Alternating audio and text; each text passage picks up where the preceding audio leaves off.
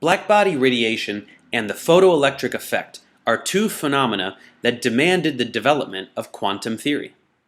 But they are not the only two phenomena that benefited from the idea of quantization of energy.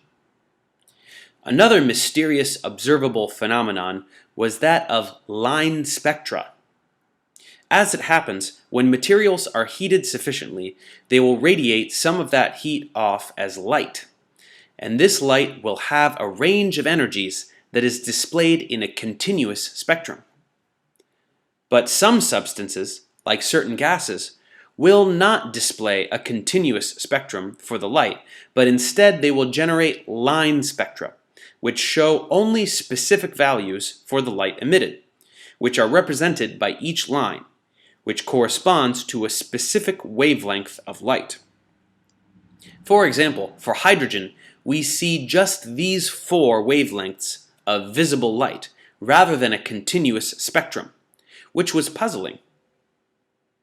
In 1885, Johann Balmer was able to derive a mathematical model that related the four visible wavelengths for the hydrogen line spectrum, which is seen here, with K being a constant and N being one of four integers.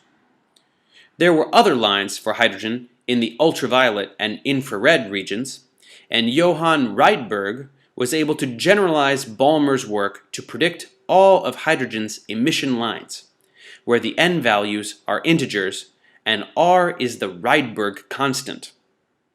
Just as with other cases in science, this mathematical formula was developed to predict the numbers before a conceptual explanation was offered for the mathematical truth. And it wasn't until 1913 that we understood what this formula really meant when it was rationalized by Niels Bohr. And it was the work of Bohr that largely served to permanently set the trajectory of physics towards quantum mechanics.